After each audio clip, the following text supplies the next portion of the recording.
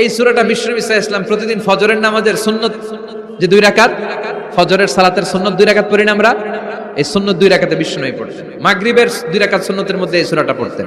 বেতেরের 3 রাকাতের শেষ রাকাতে বিশ্বনবী সূরাতুল ইখলাসটা পড়তেন। আবার তাওয়াফ করার পরে যারা হজ উমরা করছেন, তাওয়াফ করা লাগে না? কয়টা? 7টা তাওয়াফে একটা তাওয়াফ হয়, 7টা রাউন্ড দিলে, টার্ন দিলে। এই 7 তাওয়াফ করার পরে 2 রাকাত নামাজ পড়া সুন্নাত। জানেন? জানা না থাকলে জেনে রাখেন, হজে যেদিন যাবেন কাজে লাগবে, উমরা করতে গেলেও লাগবে। 7 তাওয়াফ করে 2 রাকাত সালাত পড়তে হয়। এই 2 রাকাতের প্রথম রাকাতে বিশ্বনবী পড়তেন সূরাতুল কাফিরুন, কুল ইয়া আইয়ুহাল লা আ'বুদু মা, আর দ্বিতীয় রাকাতে পড়তেন সূরাতুল ইখলাস। সুবহানাল্লাহ পড়েন।